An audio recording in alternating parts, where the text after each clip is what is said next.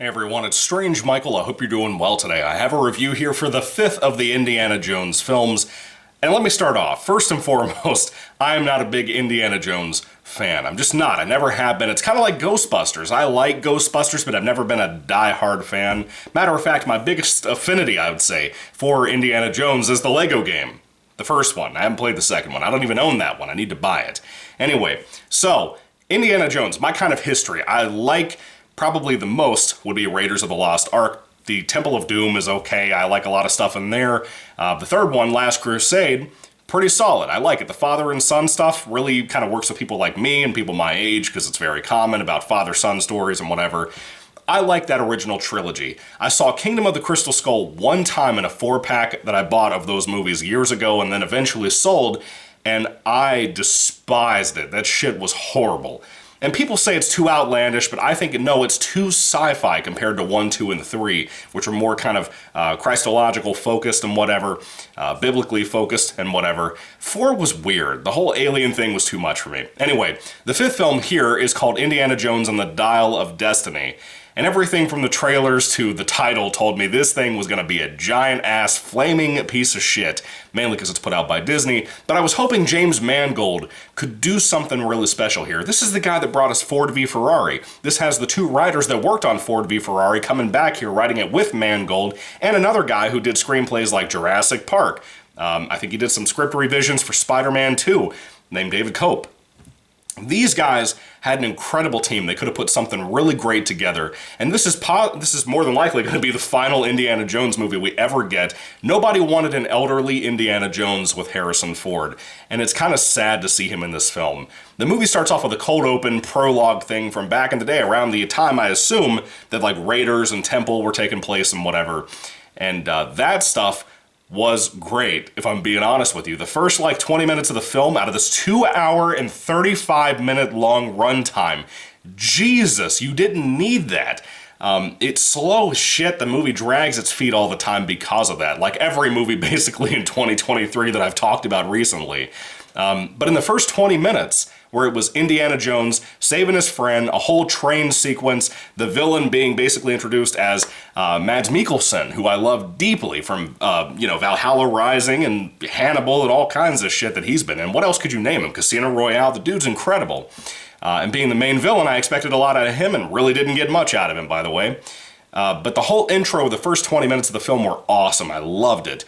Now, Indiana Jones goes along his way, and we skip all the way into, I don't know, the 60s, the 50s. I don't know when this stupid-ass movie takes place. Indiana Jones is about to retire. He feels like the students really don't care that much about him, but he still likes to teach. He just feels kind of neglected, if you will.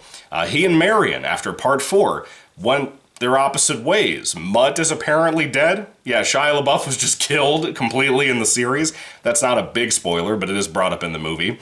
And he's just a sad, angry, lonesome old man. It's some bullshit that they pulled on Harrison Ford in Star Wars as well, and it kind of pissed me off a little bit as soon as I found out about all that. I feel like I was the last person on the planet to find out about these things, because I didn't see this piece of shit-ass movie in the theaters. I rented it 2 weeks ago for $5. And I'm still mad about it. I spent $5, no popcorn, nothing. I was still mad as hell about it, and hated it so much I had to stop it halfway through, go to bed for the night, wake up the next morning, and finish this turd, because I hated it so much. Anyway, so Harrison Ford is back, but not only that about Indiana Jones, but we also find out there's this object that is split into 2 different parts or 3 different parts called the Dial of Destiny that could involve time travel. There was a lot of theories coming out and supposed leaks and rumors about this movie that may or may not still be true. They may have had to reshoot a lot of things because I think this film was shot 5 years prior, I believe, to its release. I could be wrong, but I remember hearing about that a lot. This movie got quite a few delays from what I understand. And I feel like the original leaks and stuff are probably true. But we also have Indiana Jones encounter, while he's looking for these different parts of this Dial of Destiny time travel object, his goddaughter. His goddaughter.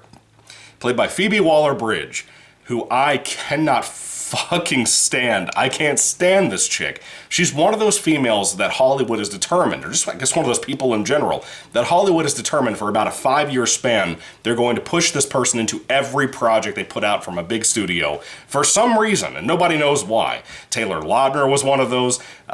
What's the chick from Jennifer's Body? Megan Fox. She was one of those. And then the career dies, and then they show up in shit like Expendables 4 at some point.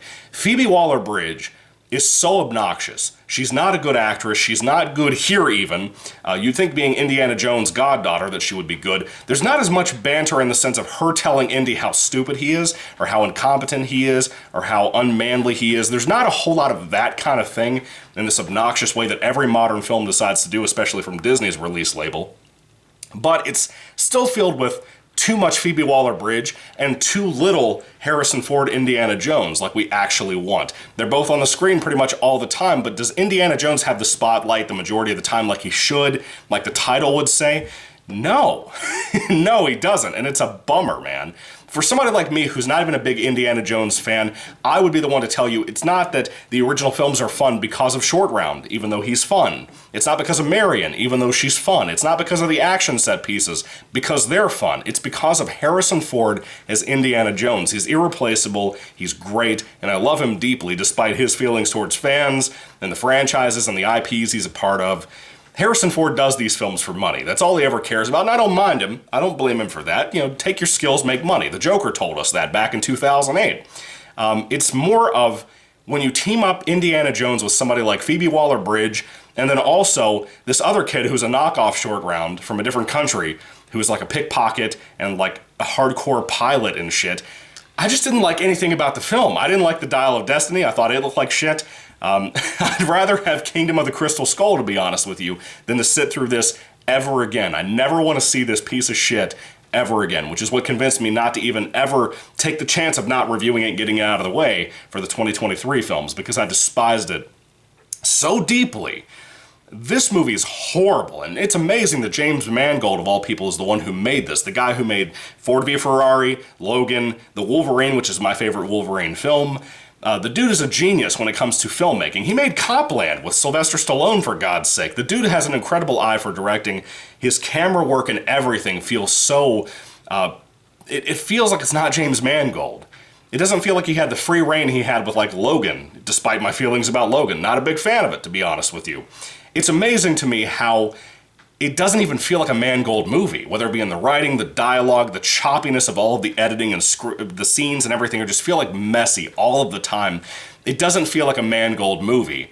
I don't know what to describe it as, but it feels like a Frankenstein's monster of boards and, you know, groups and whatever. That's what it feels like. It's the most corporate movie I think I've ever seen, more so than something like Last Jedi, which had a lot of that in it as well, or Rogue One, or even especially the Han Solo film from Star Wars. And I hate to keep comparing Indiana Jones to Star Wars, but they're under the same label of Disney, the same tyranny as Disney, and it upsets me for especially the Indiana Jones fans who are really looking forward to this film, and I heard none of them say that.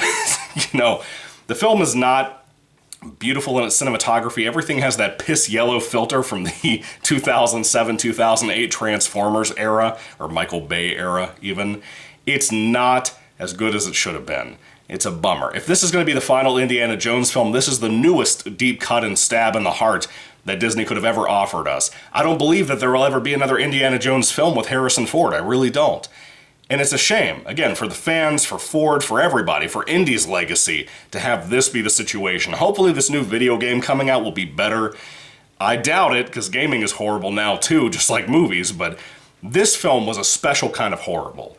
And I think that Harrison Ford, is the only one given a very solid performance. Everybody else is bad. Even the small little cameo you got from Antonio Banderas was bad for him, and I felt bad for the guy, because Antonio Banderas was awesome back in the day when I was growing up. Everybody knew him. I knew him from, like, Spy Kids, I think. Anyway, a piece of shit film, a piece of shit sequel to an IP that many, many, many people love out there, and they dropped the ball and ruined this piece of crap. Why would you do a time travel film, of all things? I just don't get it. I don't understand the appeal. And how do you waste Mads Mikkelsen, one of the best actors of this current day and time? This is like having Max von Sydow back in the 70s. That's what Mads Mikkelsen's equal is, in my personal opinion. How the fuck do you waste that guy? Mads Mikkelsen is amazing. This film and Mads Mikkelsen and Harrison Ford deserve better. The fans deserve better, like I said, and I pity everybody. The CGI is horrible in the film. Let me cover that as well. The music is bad in the film. I think the most shocking thing about this is how little the Indiana Jones theme is teased or played at all. Was there some kind of like copyright issue that I don't know about? Was there something like that? Because I kept thinking that in this film, that, oh, well, this sequence here that's supposed to be an action scene would really benefit from having the Indiana Jones chase theme music or whatever. Didn't have any of it, man. To be fair, some of the music sounded similar to an Indiana Jones style film, but dude, it was bad. It was like Force Awakens musical score bad. Like, it's not what it should be. It's not even close to being familiar to what we're used to as people who know these movies. You know, it's really surprising to me. Anyway, that's pretty much my opinion of Indiana Jones and the Dial of Destiny. It's a fucking turd. It's a flaming turd on your doorstep that you want to put out, but you're afraid of melting your shoes. I hated this piece of crap as much as you can tell, because I've told you over and over again, matter of fact. Indiana Jones and the Dial of Destiny, if I had to rate this film on a 5-star basis, there is nothing to like about this movie. Nothing. Not Harrison Ford's amazing charisma in his 80s. Nothing. I would give it a 1 out of 5 stars. What a fucking piece of crap. I cannot tell you how I felt ripped off after spending $5 on this. Can you imagine the people who spent like $25 to go see this with their wife or whatever and pay for like concessions and whatever, paying $8 for a large drink? I feel so awful for people who did that. Anyway, what did you think about Indiana Jones 5, Indy 5, whatever you want to call this gigantic crap? I'd love to hear everything you have to say about it down in the comment section down below. Let me know. Anyway, thank you all for watching, guys. God bless you all, and goodbye.